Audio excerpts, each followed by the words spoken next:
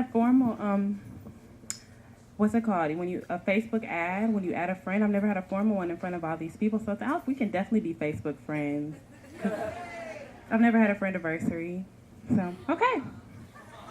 Thank you for inviting me to Rudd's 40th birthday party. This is my first time. I'm very excited. I'm very excited to be reading for all of you, so thanks for welcoming me. Okay. This is 40. Rudd's is turning 40. In a city like Houston, where everything new is new again in a year or two, that is quite an accomplishment. This monumental anniversary resonates with me, just having completed my own 40th trip around the sun.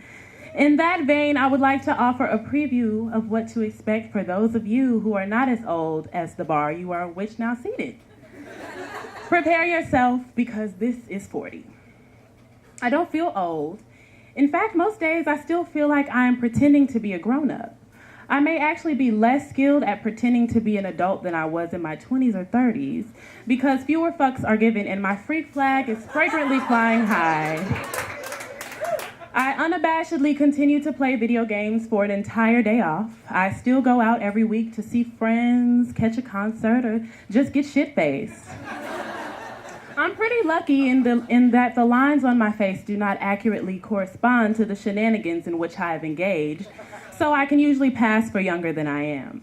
This may in no small part be due to the fact that I have made it past 40 without getting married or knocked up.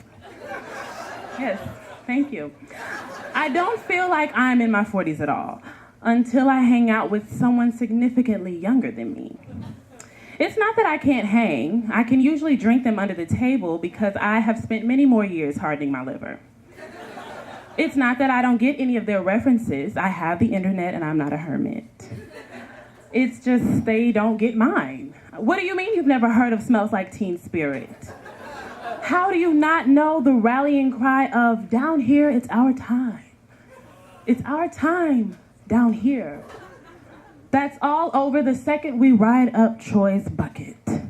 You can't even fully appreciate the global panic induced by Y2K, waiting for the clock to tick past 11:59 to see if we were going to revert back to the dark ages because it was 18 fucking years ago. You are probably already in bed, tucked in with your teddy bear. On the other aspects of being 40 are fan-freaking-tastic. Take sex.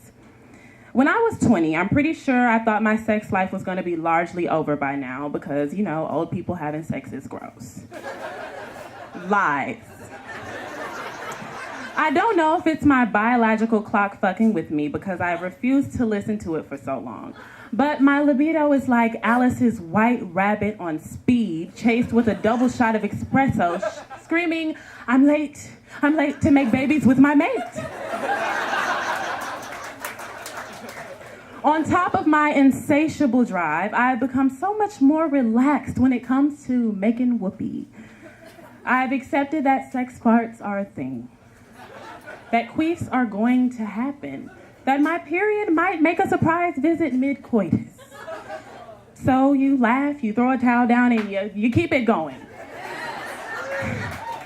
Thank you.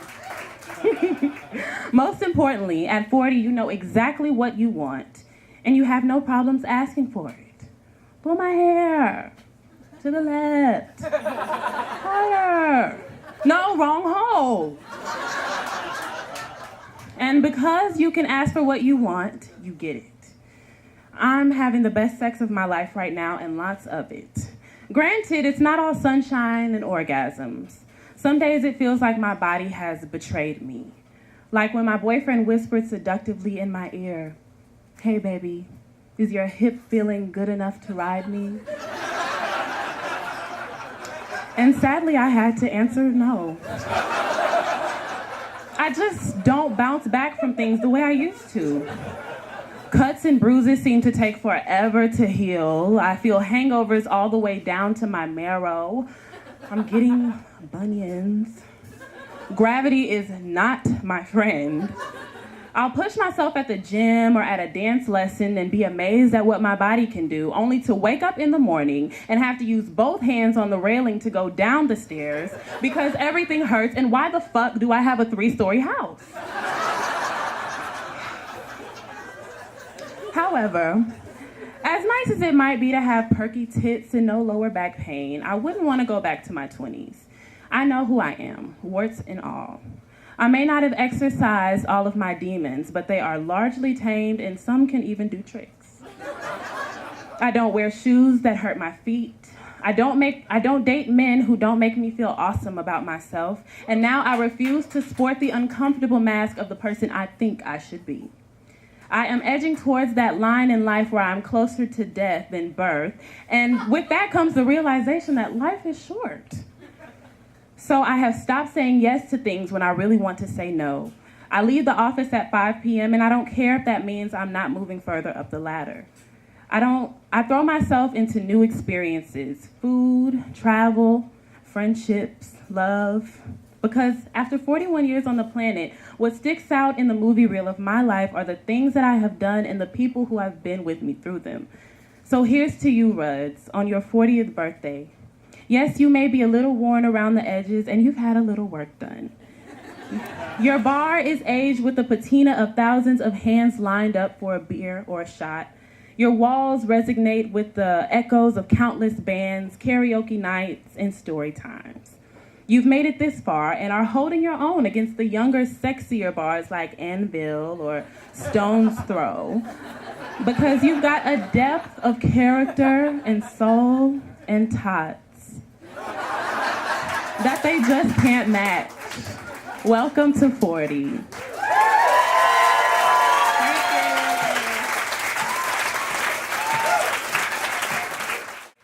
Tangible. Wow, lights are bright. Okay, guys, how's it going? Ooh. I guess I'll hold it like this instead of use that. Okay, cool. Yeah. Exactly 1 year ago, my ex-wife served me with a petition for divorce in the lobby of my building in front of the entire administrative staff. It was a Friday, early afternoon, right after the lunch hour. Outside was pleasant and warm. There was even a cool and susurrus breeze. Well, cool insofar as it wasn't quite the typical hot wind blown by the fires of hell. The office was abuzz with lusty thoughts of drinking and anticipation of the bad decisions that would soon be made. Somewhere, I'm certain it was already happy hour, and someone was dancing on a tabletop in a shirt that soon would be separated from its owner. Mr. Oliver? Yes, I said automatically. I'd never seen her before. She jabbed some papers at me and said, "You'd been served." She left without another word. I willed myself to turn around and face the team. Fortunately, everyone was there. No one would make eye contact with me. Friday smiles had faltered. Everyone knew what it was. Yeah, TGIF can suck my dick. A year ago, things were bad, but they weren't always so bad. In the rearview mirror, things are bigger than they appear. I guess that's another way of saying that the shit in front of us can seem small and insignificant and easily overcome. Or maybe it's got something to do with concave or convex mirrors. Who fucking knows? Anyway, I digress. Back then, when we decided to get married, we agreed we wouldn't write our own vows. Who wants that kind of responsibility? And to be honest, I've never heard personalized vows that didn't suck. For me, and this is probably just me talking, if you don't write for a living, the day you get married probably isn't the time to make your literary debut. Do you really want your friends and family and coworkers watching you as you awkwardly profess your love in long run-on sentences using words you looked up but can't really pronounce, building to some awkward cliche where you proclaim that you're her AJ Hinch and she's Justin Verlander, or you're peanut butter and she's jelly? I mean, they're metaphors and all, but they're not good, and it's insulting. But by all means, write your own tragic and horrible vows. If the last paper you wrote was required by our 11th grade teacher and had a bibliography, you need more practice runs than you're giving yourself. Trust me, just leave it to the church folks and their nifty little manual. The church has some pretty cool shit to say about love, and about 50% of the time, it works every time. Let them do the heavy lifting. I'm just saying that for most people, expressions of love should be limited to the inarticulate sounds of lovemaking made behind closed and locked doors. So yeah, that captain and first mate bullshit definitely wasn't for us. No, we chose the more traditional route. I spared no expense. You only want to do the whole marriage thing once, right? So do it right? Which is why we were married at the courthouse. And because I'm so classy, I made sure it was between dockets, so we had the place to ourselves. You know, no one but us and the judge and the bailiffs and the inmates in their holdover cells. A very intimate gathering. And I agree with what you must be thinking at this point. It's nearly impossible to see how things got sideways. What can I say? Love is fickle.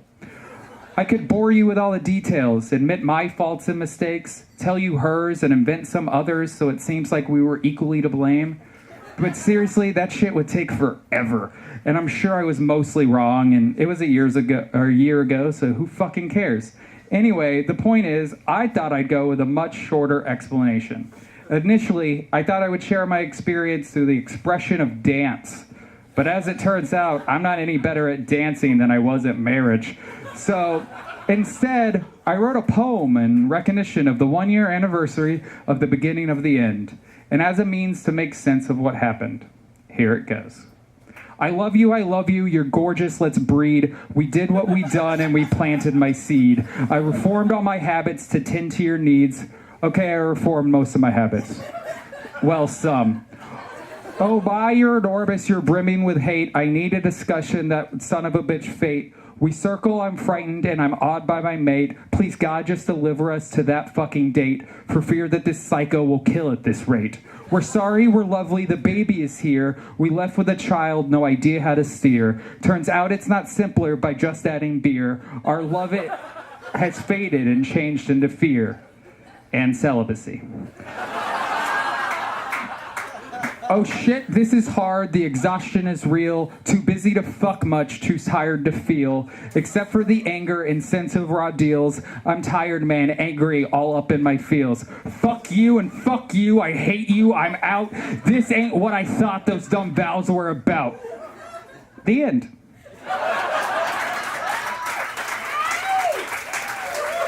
So yeah, that was my marriage. Fast forward 1 year and I'm back. I tried to tell myself that dating again would be easy, like riding a bike, except the bike is on fire. And I'm on fire. Everything is on fire.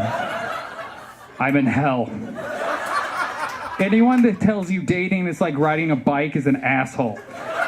It's not. I dated once, for like ever. I remember it well. By the time I got married, dating had become easy. Not because I was like good at it, it was just that I had been failing at it for so long that I gathered a kind of fuck it momentum. Clearly, that's all gone. My divorce was my 9/11. Now that the building has fallen and the dust is settling, I'm trying to take stock of what's out there. And to be honest, I don't fucking get it. I guess the only good news is I don't have to leave my couch for food or groceries or dating. I'm not sure how that translates into sex, but I guess I'll figure it out. So far, I don't have much hope, which I guess is a good thing, seeing as how I kind of sucked at the whole marriage thing anyhow. I think it just kind of need to take the first step, which as far as I can tell means choosing which of the 42,000 online dating apps I want to donate $100 to so I can be ignored by women who aren't interested in my jokes, my work, my thought on world events, or the sports teams I give a shit about. I mean, Plenty of Fish is something I would tell an overrate friend recently dismissed by the person who was way out of their league, so not that one. eHarmony sounds way too harmonious. I mean, I just got divorced. I've been miserable for like 7 years. I don't want fucking harmony. I want to get drunk and have casual forget my number sex. Tinder, When last I was single, Tinder was little more than a fuckboy herpes casserole, and I can't really get that fear out of my mind. Thinking of finding love on that site makes me want to get a tetanus shot. Then there's a farmer one, a lunch one, a drinks one, and one for gold diggers, and one for $30,000 millionaires, and one called Grindr, which has the funniest name, I guess, but isn't for me because I don't care for dicks that don't come with my own body.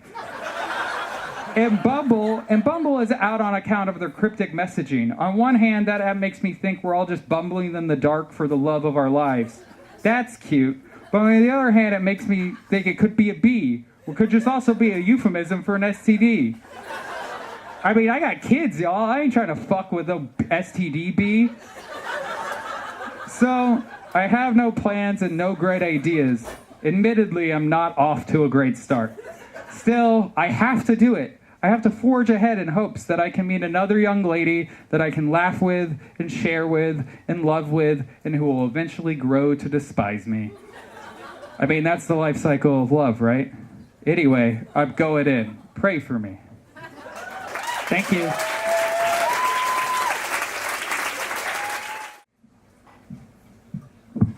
Hold on, I'm a troll of a man.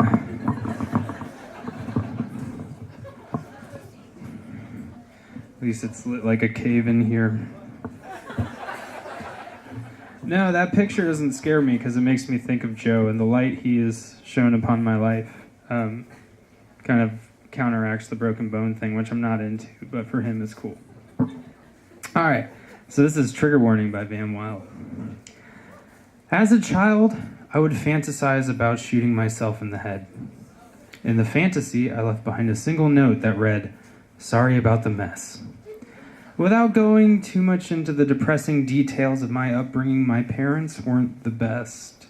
My father used to beat me, and if I cried, he would double down, whipping me with the buckle end of his belt. My mother would shame me for being sad. If I wasn't ever able to get out of bed, I would be beaten and screamed at. Once, while unable to move, thanks brain chemicals, my mother took my school bag into the front yard, dumped the contents onto the yard, and demanded I clean everything up. My mother is also mentally ill, bipolar like I am, and at that point was in an unhappy marriage with an emotionally abusive man, my father, and was undiagnosed. The same illness that kept me from getting out of bed was driving her to hurt me. I wish I could say I appreciated the irony. I did poorly in school, despite being certified as a genius and scoring near perfect on my SAT and ACT. I love bragging about that. I mean, it's the only time in school I did anything above average. I was kicked out of every magnet program I attended, and I dropped out of film school with a 0.7 grade point average. This is a funny story, I promise. After I dropped out of film school, I went to work at Starbucks. Everybody at Starbucks is always so happy, so it seemed like a great place for a chronically depressed individual such as myself to work. Does coffee make people happy? I don't know. When you take it away from someone, though, it turns them into raving sociopaths. Like animated, murderous, cul-de-sac-dwelling maniacs who will stop no shorter than disemboweling you to get their black gold back. There's a strong correlation to be noted at the very least. I worked at Starbucks for 3 years, surrounded by the coolest coffee shop crew imaginable. There was Paige, the quintessential barista with dyed hair and an understated, sardonic attitude, and a mortician's approach to humor. We also had Rachel, the punk rocker turned mom who wouldn't hesitate to tell you to fuck off if you were out of line. Customers were not excluded from this treatment. There was the boss, John Wayne. Yes, that John Wayne. Tattooed as fuck. A writer who loved music, films, dogs, and slapping his employees' asses. John Wayne, again, yes, I'm referring to the guy who got his dick stuck in a zipper and told us all about it, was the king of what we affectionately called Sexual Harassment Fridays. And he was almost solely responsible for the amazing culture our small Starbucks had. For those 3 years, I was passably content. But I traded one boss for another. I got a job at a film studio editing horror movies right after I turned 21. My new boss, Henry, was everything I thought I wanted to be. He was a writer, an inventor, a director, an entrepreneur, an investor, a motorcycle racer, an expert chef, and married to a beautiful artist. I know all this because he told me himself quite proudly and matter-of-factly. Now, red flags look like flags when you're wearing rose-colored glasses, and I may as well have dyed my eyeballs when I got that job. For months, I worshipped Henry. I did his bidding and didn't think twice about the verbal abuse, the beratings, the 15-hour days, and the $5 an hour my wage came down to. Now, I wonder if I've been a willing victim all my life. Certainly a symptom of the gaslighting I've experienced. It's as if the parenting manual my parents got was written by Zeus. I'm not sure if there's any documentation of Zeus gaslighting his children, but then again, it's fucking Zeus. Henry wasn't much better. Henry was actually negative better. Henry was such a terrible person, it's as if he's the one whom Zeus learned it all from. A year into working for Henry, I hated myself. My girlfriend had broken up with me, and I was beginning to see myself as a broken zealot working for a psychic vampire. This is a funny story, I promise. I decided to kill myself. I felt my painful emotions were a thick lead blanket made of barbs slowly scraping over my body, weighing me down in a pool of cold water. Anything to get me out of that place seemed like a good idea.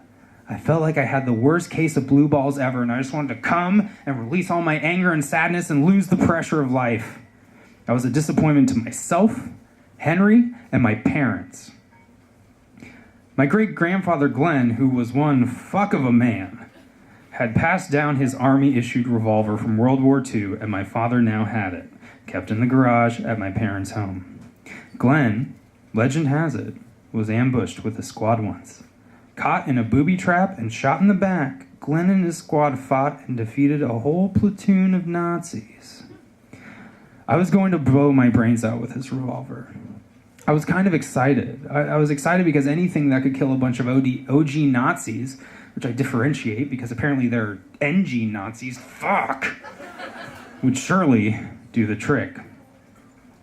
The gun was easy to find in my father's garage. The bullets, not so much. Kudos to Dad for keeping the bullets separate. I grew oddly frantic trying to find ammo for this gun so I could shoot myself. I grew desperate in my search. How do you even get more desperate than being desperate enough to kill yourself? I don't know, but I got there and it was weird. Looking for a bullet. A single bullet. I found porn, unfinished guitars, weird porn, a million National Geographic magazines, which where do they all come from? VHS porn, and one bullet in my father's socket wrench drawer. It fit the revolver. I loaded it. I cocked the gun, made sure the safety was off, put it up to my temple, and pulled the trigger. Nothing. Nada. The click was empty. A waking hypnic jerk seized my body as the emotion of living through pulling the trigger of a loaded weapon at myself hit me like what I imagined the bullet itself would feel like. A misfire. The bullet was bad. I dropped the gun. Immediately, I realized I could change everything about my life except for having pulled that trigger. The regret, the clarity, it all hit me in a moment, and I went into shock. The old me did die that day. The scared me, who lived in fear, left my body. I didn't know what to do, but I knew from then on that I could do anything, though not everything, if I only worked at it. I got into therapy, started going to the gym, and dropped Henry like Beyonce dropping a chart-shattering record. There is nothing in your life you can't change. You're the master of your destiny. Sometimes it takes help, but you can do it. Ask for help. Make your life what you want it to be. This is a funny story. Not just because I had to say that to myself while telling it to keep from shaking, but because this is ultimately comedy. Not only was I a failure in life, I was a failure in death. I'm my own road runner to my own Wile E. Coyote. Dante had to be led through like so many levels of hell to find his enlightenment. Okay, this is a funny story because at the end of it all, at the end of trying to shoot myself in the head, I was in shock for so long, I didn't notice I had peed my pants. I decided to kill myself 2 years ago. As of writing this, it has been almost 2 years to the day. But I have so much to love about my life now. That broken bullet gave me the gift of perspective and the clarity to look back on my life and see things differently. Every day is the anniversary of the worst day of my life. Every day is also the anniversary of the best day of my life. Tomorrow is the best day of my life because it is a gift with which I can transform myself into a warrior of joy. The pain never goes away, but neither does the joy. It's always there if you look for it. Thank you.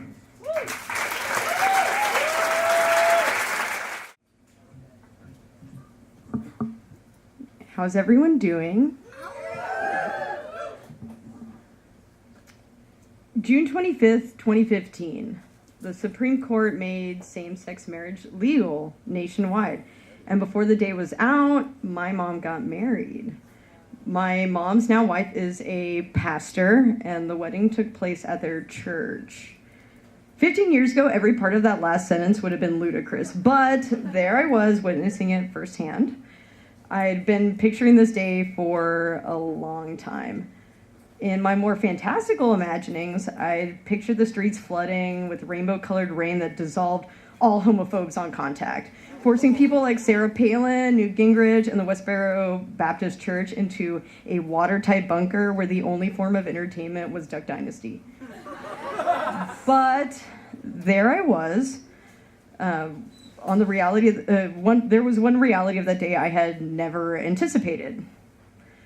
The gay rights movement had become cool. And I don't mean cool in a subversive way like jazz in the 50s. I mean cool in this mainstream way like MTV in the 90s. It was as popular as a cause could get while still having an edge to it. Sure, homophobia was alive and well, but suddenly when somebody was homophobic on the internet, the act of responding to them turned into a public dunking contest. An all-out blitz to see who could do the best job of putting that person on blast, because publicly owning a homophobe was now something that could land you on the front page of BuzzFeed or HuffPo. When I went to Pride with my moms as a little kid, the parade had this underground buzz to it, like a speakeasy. But now, every Pride parade was starting to feel a little bit like TGI Fridays. Like, everyone was required to wear at least 12 pieces of flair.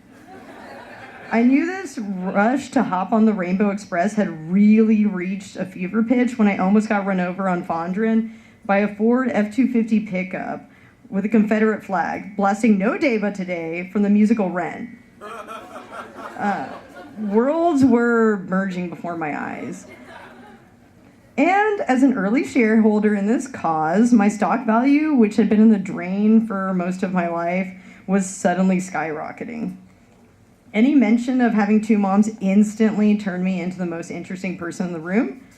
And this should have felt like a victory with a capital V. Roll the credits, standing ovation, play We Are the Champions, like on loop for 3 days. But the reality was a little less We Are the Champions, a little bit more We Are the World. A song that I wanted to like but just couldn't really get into. If you're a die-hard comic book fan, maybe you felt something similar when the first Avengers came out. And suddenly the thing that you got shoved into lockers for liking in middle school became somebody's go-to flick for date night. It's a feeling of your own love for something being devalued by the love of bandwagoners. Is this feeling a little petty and selfish? Absolutely.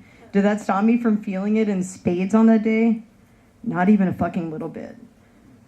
Because just like it was a lot harder to be a Marvel fan before the movies, it was a lot harder to be an ally before Born This Way.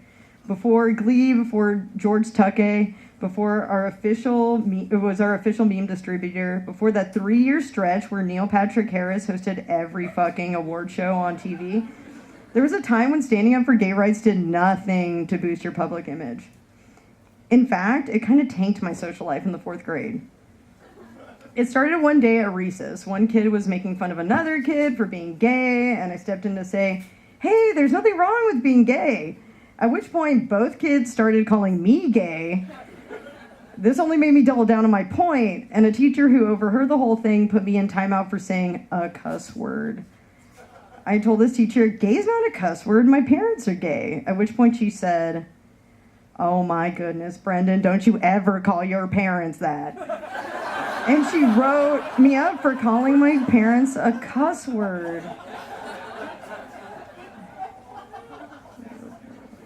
Yeah.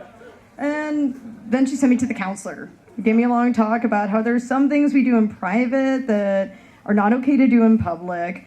And anyone who was hearing this talk out of context would have thought I'd been exposing myself to other children on the playground. So I eventually told her, look, all I said was that my parents were gay. And she said, whoa, see, that's exactly the kind of thing you should keep private. And so I did for like 10 years. I pretended one of my moms was my aunt, or sometimes my roommate. And the most fucked up thing about the story is that 15 years later, those other kids on the playground who started it all, both turned out to be gay. Like, I looked them up on Facebook on the day of the court's ruling, and one of them had pictures of them posted from a drag show he'd done it for Lambda. And I was like, fuck you, Tyler. I mean, good for you, I'm proud of you, but where was the shit when you made me miss recess? While I was Facebook stalking, I went ahead and looked up a couple of other kids and adults that I remembered from my grade school days as being outspokenly homophobic. And one of them, an old gym teacher, had the word ally stamped under his profile pic. And he posted a headline about the Supreme Court's decision with the comment, justice at last. While I was this is the part of social change that they don't warn you about on the picket line. The last step of any successful movement usually involves the people who enabled your oppression joining your side and pretending like that's the side they were on the whole time. It happened in 2015 with gay rights, and it's happening right now with Me Too. It's like this. Imagine if you were in a long, bloody battle and that everyone kept telling you that it was completely unwinnable. But eventually, after heavy casualties, your scrappy little rebel outfit turned the tide on the empire. And right at the moment when victory was in reach, when you were one good hit away from taking the enemy's defenses and seizing the capital, 5 million reinforcements showed up out of nowhere and started shouting, we did it, guys! We won! All of us together! Share the credit for this one. And you're still wiping guts out of your eyes like, when did all these people get here? And suddenly a post-battle feast starts happening around you, and people are dancing and making out and getting wasted. And meanwhile, you're still shaking with adrenaline, finding pieces of shrapnel in your shoulder. And then you look around and you see someone who not only didn't help you win, but you're pretty sure was actively fighting against you at one point. And you're like, what the fuck is that guy doing here? Like, weren't you on the other team? And he's like, what are you talking about? I've always been loyal to the Rainbow Legion. And you're like, you tried to kill me with an axe, dude. And he's like, well, who knows? It was all very confusing. But if I did, I was just taking orders that made sense at the time. Who really cares now? The important thing is that we won, right? We're the good guys. The good guys won. And that's us. We're the good guys, and we're all equally good and equally heroic winners. Yeah. And this is what I was thinking about when my mom's wedding started. I kept thinking about that during the vows and the songs. I kept thinking about that while stress eating H-E-B sheet cake. It might have easily eclipsed the whole wedding, but then my mom asked me to sign the marriage certificate as a witness. She handed it to me, and I took a look at the actual piece of paper that we've been fighting over for the past couple of decades. The government-issued certificates are profoundly weird. When you're born, the government issues a birth certificate. When you die, they issue a death certificate. These two pieces of paper are little legal bookends to your existence. And in between those bookends, for most people, they issue a marriage certificate. So when you look at these three documents as a set, their summary is as follows. You were born, you loved, you died. And these are the 3 facts that the government has deemed certificate worthy. This is the official story of most Americans, and the middle part of that story is the only part that most people have any control over, so it's kind of a big deal. And as I look at this piece of paper, it occurred to me that all my hang-ups about bandwagoners and virtue signalers was completely unimportant in comparison. 13 million Americans had just gotten a lot safer, a lot more visible, and it didn't matter if people were trying to retcon themselves into the story of this day. What mattered was that now, no one could write my mom's out of that story. And maybe there was still work to be done, because of course there was some fucking work to be done. There always is, and there still is. But over the course of my life, I watched that work go from seeming impossible to improbable to actually plausible. And on June 26, 2015, it became inevitable. Thank you.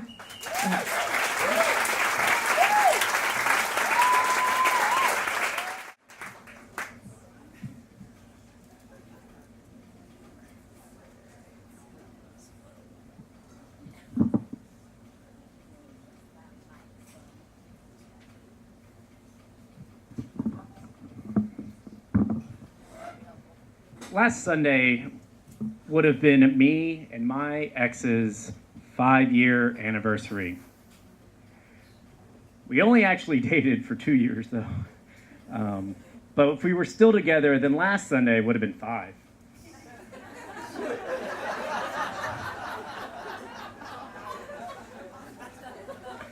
The last time I saw her was in a shitty bar in Montrose, whose name I can't remember. Caleb's, Cedric's, I'm not sure. But it smelled like urinal cake inside. What happened was that she told me she needed to use the bathroom, and then walked off, and I never saw her again. I sat there for about 20 minutes before going to look for her. I asked a random girl if she'd go into the and check the bathroom, and she did, but it was empty. 2 years we dated. 2 years. She just got up and left without even saying goodbye. She wouldn't take my calls, and when I finally got in contact with her sister, she told me just to leave her alone, that she didn't want to see me ever again, and that was 3 years ago. My friends thought it was for the best. They never really liked her very much.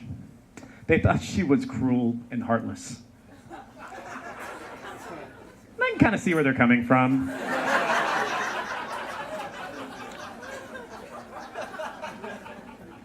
But I always kind of loved that about her.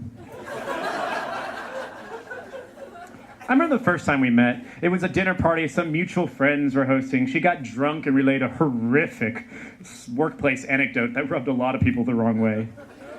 See, my ex is a neuroscientist whose research involves performing surgical experiments on the brains of live orangutans. It's a pretty controversial job. She's on PETA's top 10 most wanted list. And it's not that my friends are bleeding hearts. They understand that science can sometimes be morally hazardous. But her anecdote was just so graphic. And she told it with such unconcealed glee that it really just turned the room against her. What happened was that one day an orangutan that she was operating on had a seizure, and while she was slicing into its brain, he flailed so much that he broke one of the restraints and ended up grabbing an orderly by the forearm and snapping it in two. They jumped on him, trying to subdue him, but he was too strong. They shot him with a tranquilizer, nothing. She finally literally had to rip the brain out of his skull with her hands to get him to stop. And as she was prying out his brains from his skull with his one free hand, he just kept trying to sign, "I love you."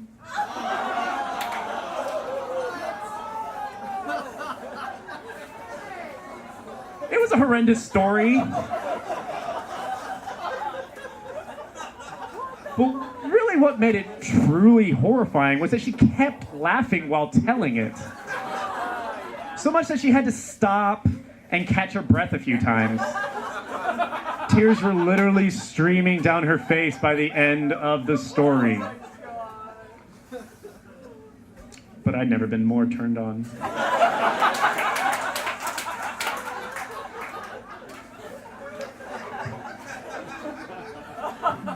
So last Sunday, on our would-be anniversary, I found myself cyber-stalking her. Again. It's not a proud admission, but that's what I was up to. And it's no easy task with her either, the stalking. Her online presence is pretty closely guarded on account of her being an infamous ape murderer. So what I had to do was make a fake Facebook account and then befriend her sister, as I posed as a girl named Erin who went to the same high school as she did. Then I started commenting on some of her friends' posts. Nice, casual, complimentary stuff. Eventually, I struck up a conversation with her in a comment thread of an article about a television show called Vanderpump Rules. It was a stunningly vapid conversation. But afterwards, she accepted my friend request. Once she did, I searched through her friends list, checking for the clues that might lead to my ex. Eventually, I found an account by the name of Orange Julius that had a picture of a monkey paw. It was her. Getting her to send me a friend request was going to be really the hard part, though. It was tricky, because I couldn't just send her a friend request. The way her account was set up, she didn't receive friend requests. She had to request all of her own friends. So I tried to gain her trust by sharing and commenting on articles that I thought she'd like, by interacting with her sister and her friends, and generally by cultivating the impression that I really am this girl, Erin, who went to the same high school. I also had to pretend to be really interested in Bravo reality TV. And lastly, but most importantly, I had to believe that animal rights activists had no place telling scientists how to conduct their research. That was particularly important personality point to establish. But she turned out to be extremely tight-lipped about her personal life. She didn't divulge any details, and neither did her friends and family. So even after 2 years of posing as Erin,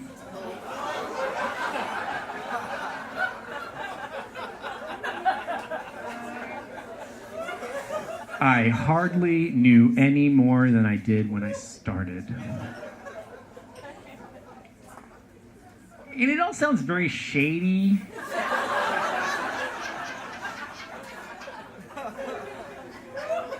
I know. But I was just desperate for some closure. Well, last Saturday, I finally got that closure. She sent me a friend request. And on our would-be anniversary, no less. It felt like fate at first. However, once I got on her page, all my worst fears were confirmed. She's married now. Not only that, she has a baby, a boy. They named the boy Trevor. Like Trevor, but with a B instead of a V. I think they did it because the father's name is Robert, and the kid's name is his name spelled backwards. Yeah. It's a thinker. It's just a hunch. But of course, also my name is Robert, but that just makes the whole situation just stranger. Though I will say the fact that they saddled their kid with such a stupid name does bring me a little bit of joy. And I know that's petty, but pettiness is about the only thing that makes me feel good anymore. At first, I thought I might delete my account. I figured I'd basically achieved what I set out to do. I knew what she was up to in life. And that she had truly moved on. Maybe that should have been enough for me.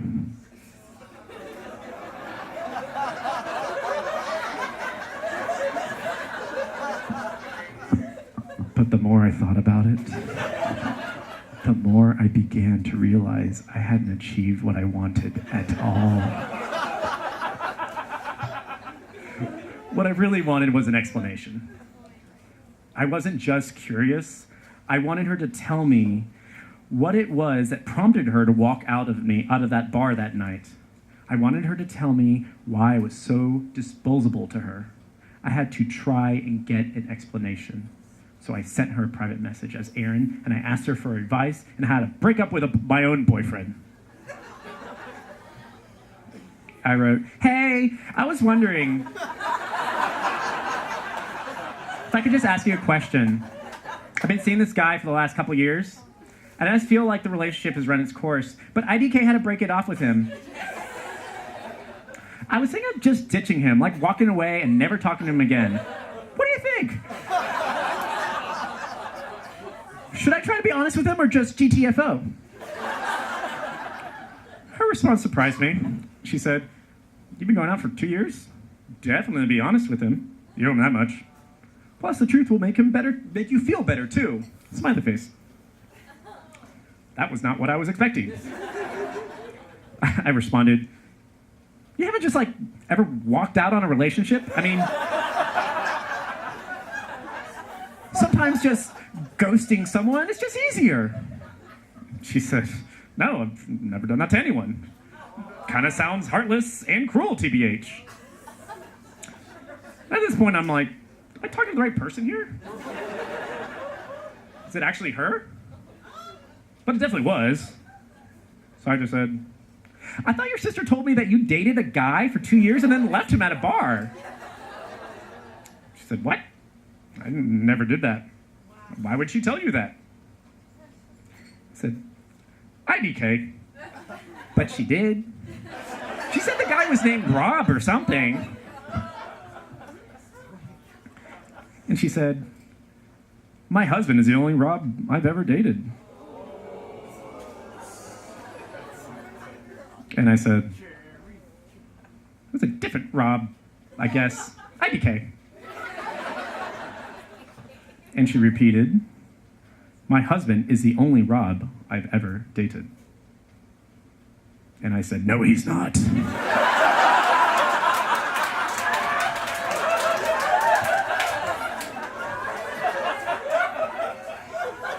How TF would you know? What about Robert Houghton? Didn't you date him? Who? Are you fucking kidding me? What is going on, RN? And I said, "That's the guy your sister told me about. That's his name, the guy you ghosted at Cecil's 5 years ago." And she said, "WTF is going on, RN? For real?" And I said, "Why'd you do it? Was it something he said or did?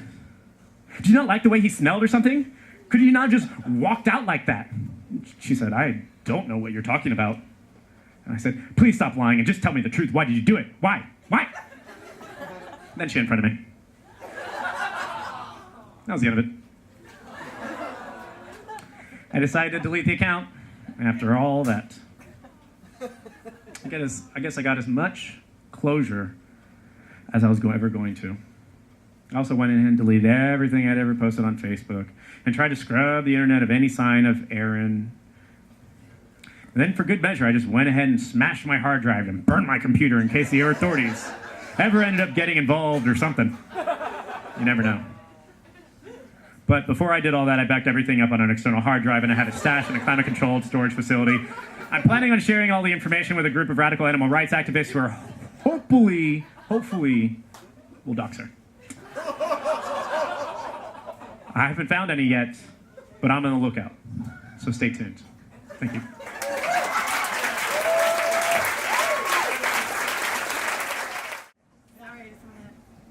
Hi. It's my hype now. Hey, everybody. So, this is a story called Perfect Strangers, and I'd like to be very clear now as I'm looking into the camera that this is a story written by Sarah Matthews, not me, Dusty Rhodes. I am simply reading this story. So for any of you students of mine out there that are Googling me on the internet to find videos of me, I did not write this story. This is not my story. Also, if you think this story is weird, the only thing weirder than this story is the fact that you're searching for me on the internet. See all those people cheering? It's because you're fucking weird. And yeah, I did just say fuck. I'm not in my classroom. I'm on the internet. Hey guys, how's it going? So I had to talk to some people before I did this. All right, now we're ready to go. You'll see why that disclosure was needed soon.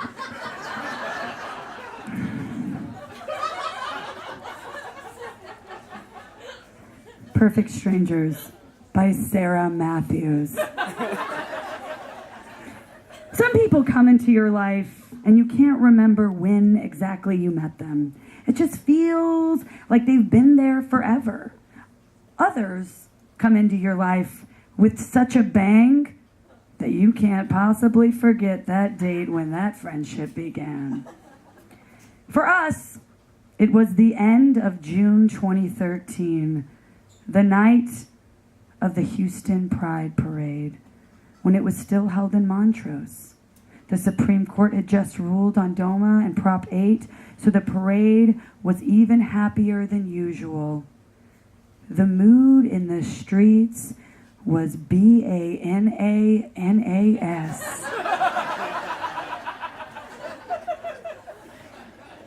That's bananas. I walked to Westheimer to meet a friend who was there with his girlfriend. The girlfriend brought a friend too, Hannah. Immediately after the parade was over, the couple wanted to go home to do what couples do. Hannah and I teased them for being lame, but they insisted. I overcame the awkwardness of navigating new adult female friendships and straight up asked her, I know we just met, but I'm not ready to go home yet. Do you want to go out together tonight? Thankfully, she was totally on the same page. We decided on Etro as an appropriately celebratory venue for what had already been a joy-filled night of glow sticks, beads, and glitter. As we danced among the sea of fellow Pride goers, the walls around us flashed 80s music videos, and even better, what appeared to be archival footage of regular people dancing in the 80s. That's when we spotted them. 2 total bros. Shredded, muscly beefcake bros. Wearing cut-off jean shorts that showed off their pasty white hairy upper thighs that were built like a Chevy. One of them was wearing a t-shirt with wolves and a full moon on it. I went up to him and said, I like your t-shirt with wolves and a full moon on it. Sparks flew. Stars aligned. They were a couple of straight rugby buddies who were more than down to party. My new friend Hannah and I had complete opposite tastes in men, which is an important and undervalued quality in a friend.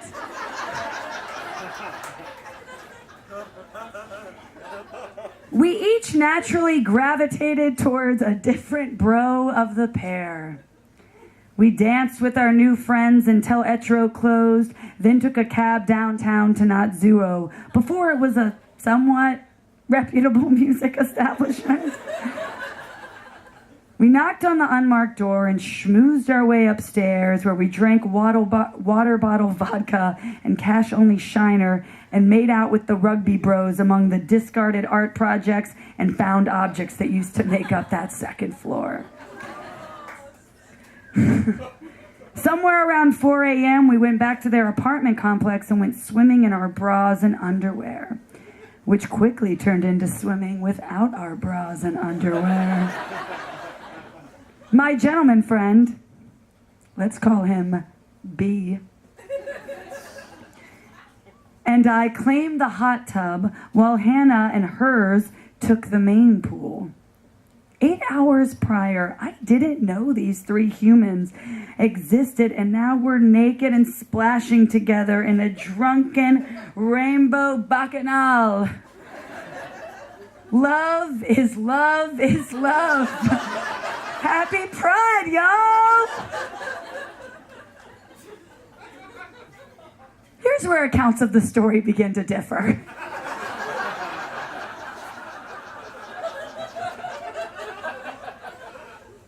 B remembers laying me down on the cement around the hot tub and going down on me till I came. To his dismay, I remember nothing of the sort.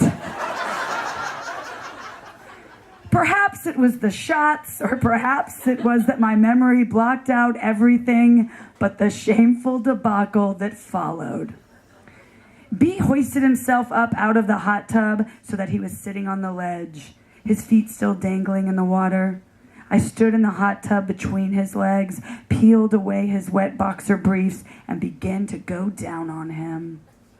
Rather than laying back and passively accepting what was being done to him, he thrust deeper and deeper down my throat.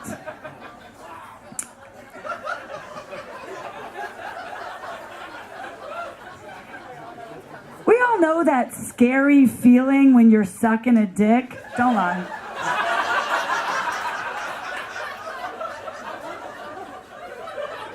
And you gag, but you catch yourself in time and smoothly recover without the owner of the dick noticing.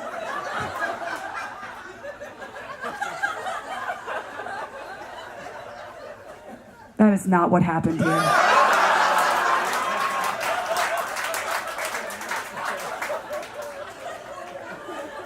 For I did not catch it in time.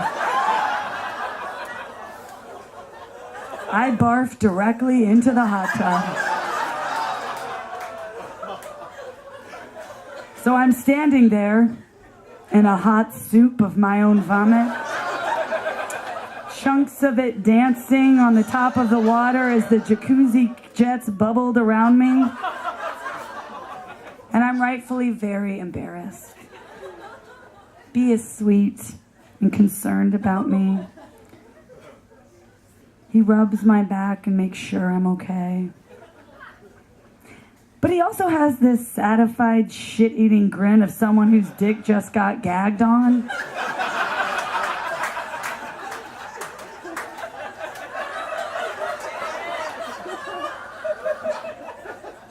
I assure him that I'm okay. Feeling convinced, he says, "Good." And then he looks down at his crotch and back at me.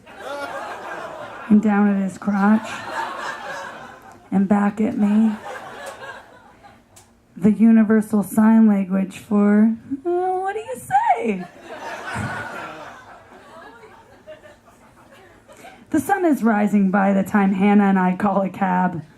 We're standing in the street behind the apartment complex, our bras and underwear still wet with pool water and soaking through our clothes. We watch the sunrise and become best friends. B tries to hang out with me again soon after. At least that's the way he tells it. He remembers coming on too strong, scaring me off, and being confused about why I never texted him back. I don't remember ever talking to him again after that night. 4 years later, I'm walking down Main Street in downtown, right in front of Natsuo. And I lock eyes with B, who is walking towards me.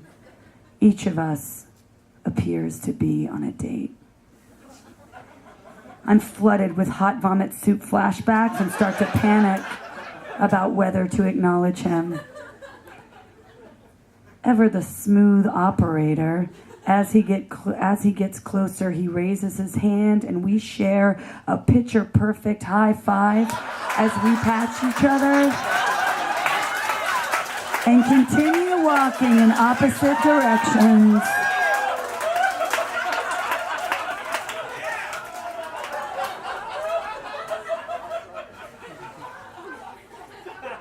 My date goes, "Who was that?"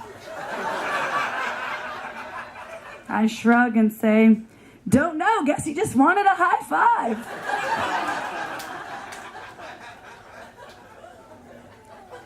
A year after the smoothest high five of all time, 5 years after I choked on his dick in a hot tub, just earlier this month, I posted a picture of a napkin from a bar in New Orleans. Direct message from B. I'll be in New Orleans tomorrow. What are you in town for? My presumptuous reply, bachelorette party. You gonna come strip for us? B's immediate response, yeah, I could do that.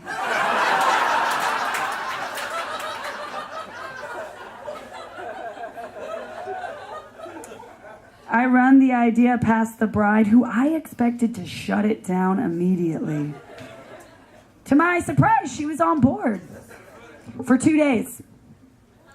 The maid of honor was very vocally never on board. So an hour before B was supposed to come dance, the maid of honor tells me that the bride doesn't want it to happen. But I didn't believe that it was the bride who had a problem with it, so I didn't call it off. And I admit that was probably wrong on my behalf.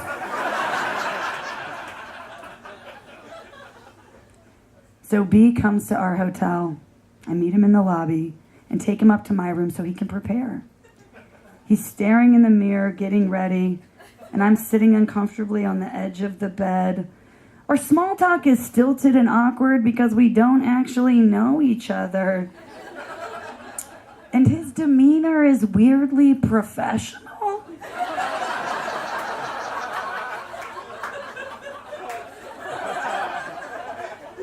I ramble on nervously and just ask him, have you ever done this before?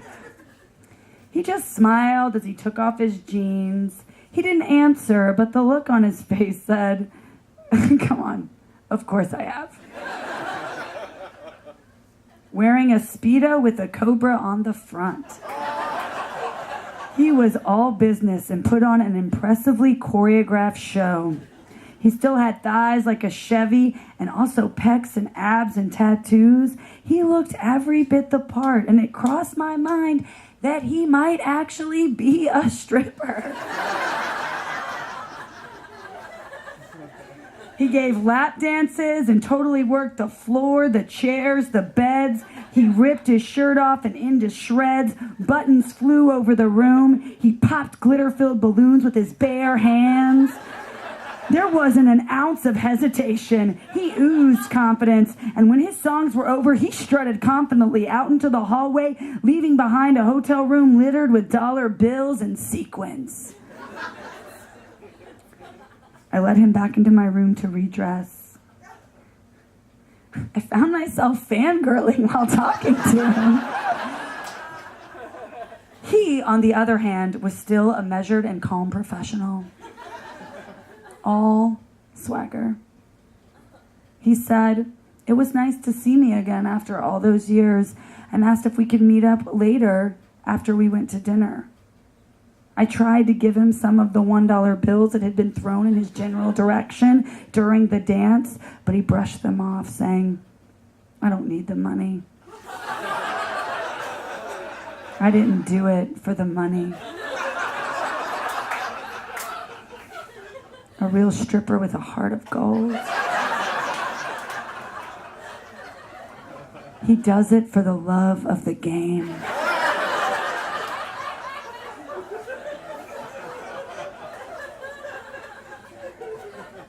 The bachelorette party was still nursing some pretty nasty hangovers from the day before, and everyone decided to call it quits around midnight. So while everyone else went to bed, I ventured out alone in New Orleans to meet B, the stripper, at a place called The Dungeon. The Dungeon, it turns out, no, it doesn't turn out, is a BDSM theme bar in a back alley that does not allow photos or videos inside and boasts floor-to-ceiling cages. We drink whiskey, and I tell B I want to dance in one of those cages. He's totally game. I start seductively climbing the bars of the cage in my dress and heels, and he starts climbing up below me, putting his head up my dress. It's all a sexy fun time until a bartender comes over and tells us we've taken it too far and to knock it off. Prude. We switch venues and dance and drink more whiskey. Though I've gotten a lap dance and he's put his face up my dress already tonight, we still haven't actually kissed. So we make out for a little bit in a photo booth at the bar. Around 3 a.m., we stop in a 24-hour diner to get food. We go through 3 months worth of conversation in an hour and a half. Nothing is off limits, too much, or too soon. We're alike in that way. We get into religion and parents and all the good stuff people hide away for the first few months or years of knowing someone. At this point, it's pretty certain we're going to spend the night together. So the conversation turns into a refreshingly open and frank discussion about what we're into, you know, in the bedroom.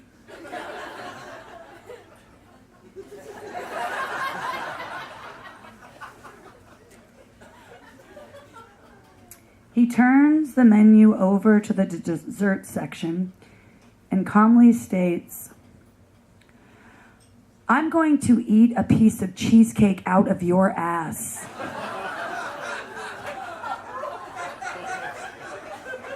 At this time, I'd like to remind you that this is someone else's story.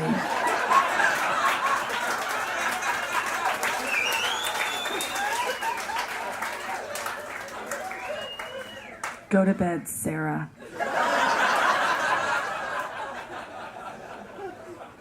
And Jesus. He looks up from the menu to gauge my reaction. I'm not really into food in the bedroom. Doesn't really do much for me. His tone is so calm and businesslike, borderline chilling and creepy, as he responds, "Well, it's not for you. It's for me. And I want to eat cheesecake out of your ass." I sort of laugh it off when we talk about something else. He pays the bill, so I think he's forgotten. The waiter brings his card back and, "Oh, by the way, can we get a piece of cheesecake to go?" I laugh because to me this is all still a joke. The waiter checks out, checks the back, comes back empty-handed. They're actually out of cheesecake. Ah, dang.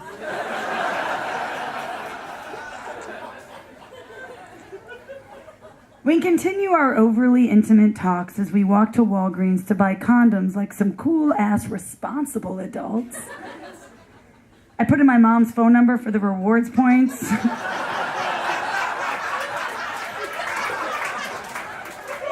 Because I was drunk and thought it would be funny.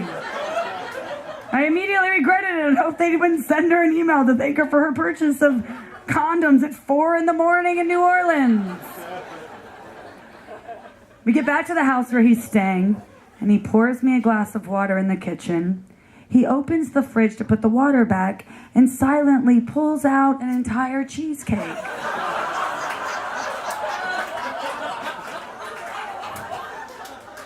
Like, you know, a psychopath.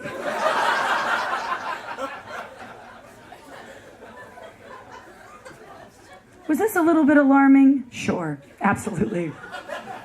Was I nervous? Scared even? I mean, yeah. But it's not every day a chiseled male stripper insists on ravishing me. And I didn't really have to do anything besides lay there and be ravished. I thought I'd have some wild nights in the past. But none of them were old hookup walks into your life after 5 years and demands to eat cheesecake out of your ass, Wilde. By the time we finally go to bed, the sun is peeking through the blinds, illuminating the graham cracker crumbs in the sheets. I sneak out early to get back to the bachelorette party before they wake up. I leave him with a gentle kiss. Sleep well, my sweet prince. I'll see you in another 5 years. Thank you.